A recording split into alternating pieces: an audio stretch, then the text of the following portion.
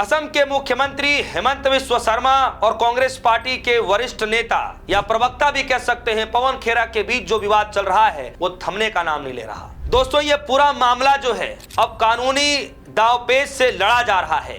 पूरा मामला Guwahati high court पर पहुंचा हुआ है और आप किस तरीके से देखिए किस तरीके से पवन खेड़ा ने अपनी याचिका लगाई। वो याचिका अग्रिम जमानत वाली याचिका थी जिसमें यह कहा गया कि उनको जमानत मिले, लेकिन कोर्ट के अंदर जब सुनवाई हुई तो कोर्ट ने जो है उस पूरे फैसले को सुरक्षित रख लिया है। यानी पवन खेड़ा की अग्रिम जमानत याचिका पर गुवाहाटी हाई कोर्ट ने अपने फैसले को सुरक्षित रख लिया है।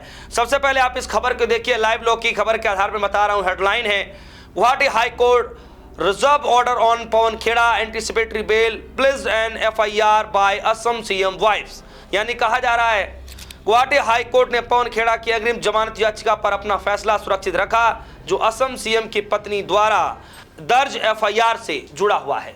दोस्तों, आप सभी को पता है कि किस तरीके से ये पूरा मामला जो है और पवन खेड़ा की प्रेस कॉन्फ्रेंस के बाद ये आता है। प्रेस कॉन्फ्रेंस में कई बड़े आरोप लगाए जाते हैं कि जो पवन खेड़ा की जो वाइफ हैं रिंकी भुइयां शर्मा, उनके ऊपर यह आरोप लगाया जाता है कि उनके पास एक से अधिक पासपोर्ट हैं, यानी 3 पासपोर्ट हैं, वो भी 3 देशों के। ये पूरा मामला दोस्तों न्यायमूर्ति जस्टिस पार्थ ज्योति शाक्या के पीठ ने दोनों पक्षों को विस्तृत दलीलें सुनने के बाद आदेश को सुरक्षित रख लिया है।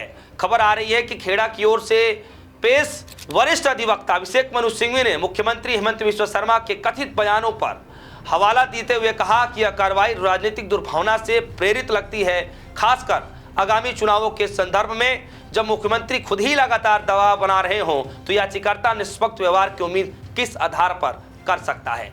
दोस्तों, अभिषेक मनु सिंघवी ये बार बार कहते रहे कि याचिकाकर्ता की जो है फरार होने की कोई आशंका नहीं है और उसकी गिरफ्तारी की भी कोई आवश्यकता नहीं है। इसीलिए जो है पवन खेड़ा को जो है जमानत दे देनी चाहिए। इधर वरिष्ठ अधिवक्ता के.एन. चौधरी ने भी सिंघवी की दलीलों को दोहराते हुए कहा कि खेड़ा के खिलाफ लगाए गए आरोप पूरी तरीके से निराधार है और सनसनीखेज है।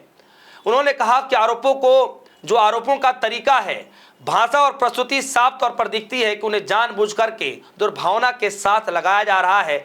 यह भी तर्क दिया गया कि अधिकतम ये मामले जो है आपराधिक मानहानि का बनता है जिसे केवल एक निजी शिकायत के माध्यम से आगे बढ़ाया जा सकता है। दोस्तों, दूसरी तरफ असम के अधिवक्ता जो देवाजीत लोनशेक्या हैं, उन्होंने खेड़ा को किसी तरीके से राहत न देने का विरोध जताते हुए कहा कि यह साधारण मानहानि का मामला नहीं है क्योंकि इसमें दस्तावेजों और टाइटल डीड्स की जालसाजी की आरोप भी शामिल है। उन्होंने कहा कि इस मामले में मुख्य अपराध धोखाधड़ी और जालसाजी भी दिखाई देती है। दोस्तों, आप सभी को पता है कि जो हेमंत बिस्वा शर्मा हैं, उनकी जो वाइफ हैं, उन्होंने ये एफआईआर दर्ज कराया और एफआईआर दर्ज कराने के बाद ही किस तरीके से पवन खेड़ा जो है तेलंगाना हाई कोर्ट पहुंचते हैं, जमानत लेते हैं, उसके बाद सुप्रीम कोर्ट जो है असम की सरकार पहुंचती है, फिर सुप्रीम कोर्ट जमानत पर रोक लगा देती है।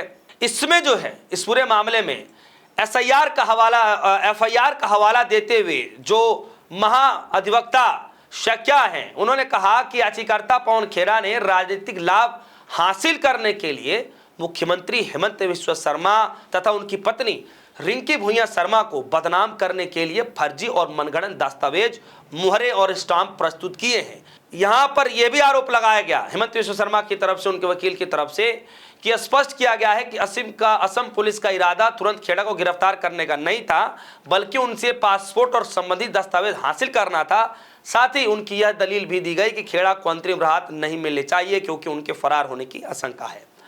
दोस्तों, आप सभी को पता है कि जब भी राजनीति के अंदर जब किसी सत्तारूढ़ी पार्टी पर या सीएम के ऊपर जब कभी आरोप लगते हैं तो ये दायित्व तो बनता है सरकार का कि जनता के सामने दूध का दूध और पानी का पानी करे, सच्चाई दुनिया के सामने, देश के सामने ला करके रखे कि जो आरोप उनके ऊपर लगाए जा रहे हैं उसकी सत्यता क्या है, न कि आरोप लगाने वाले के ऊपर ही गंभीर धाराओं में एफआईआर दर्ज करा दिया जाए और उनको जो है परेशान किया जाए और डायरेक्ट मीडिया बाइट करते हुए इस तरीके से मतलब बयान भी दिया जाए कि पवन खेड़ा को हम बीच रास्ते से पकड़ लेंगे, गिरफ्तार कर लेंगे, हेलीकॉप्टर से भी उनको उठवाना पड़े तो उठवा लेंगे, यानी हिरासत पर ले लेंगे, ना किस तरीके से बयान दिया जाए।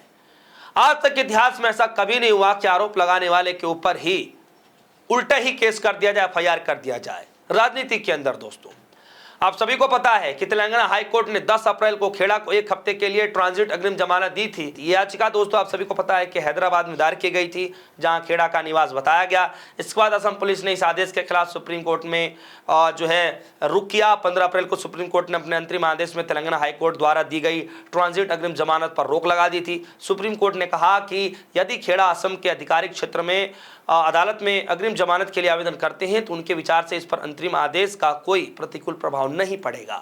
17 अप्रैल के दिन यानी शुक्रवार के दिन सुप्रीम कोर्ट ने खेड़ा की उस याचिका को भी खारिज कर दिया जिसमें उन्हें ट्रांजिट अग्रिम जमानत पर रोक लगानी पड़ी।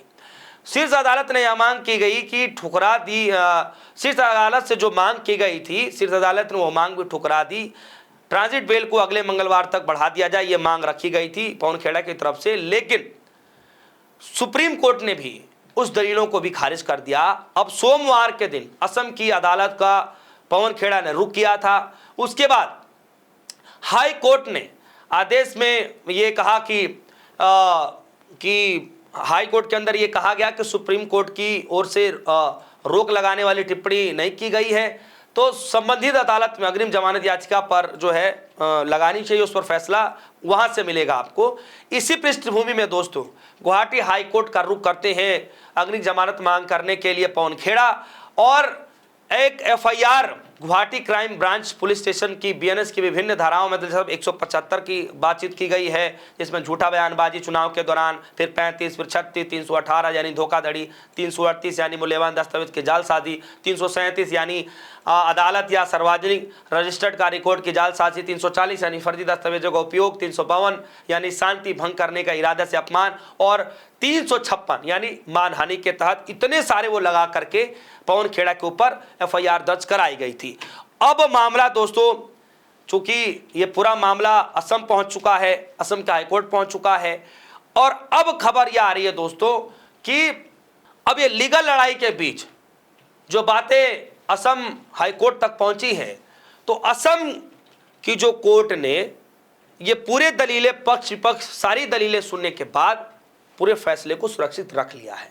यहां पर अब दूसरी जो फैसले हैं कि उनको अग्रिम जमानत मिलेगा या नहीं मिलेगा, उस सुनवाई पर पूरा फैसला जो हुआ है उस पर अभी फैसला पूरा सुरक्षित रखा गया है। आने वाले समय में तय होगा, कब होगा, आज होगा, कल होगा, परसों होगा, ये बात की बात है, लेकिन जब भी फैसला होगा ये देखना बड़ा दिलचस्प होगा कि किसके पक्ष में ये पूरा फैसला जाता है, किसकी मुश्किलें बढ़ती हुई दिखाई दे रही हैं। फिलहाल के लिए दीजिए इजाजत, देखते रहिए DS4 न्यूज़। धन्यवाद।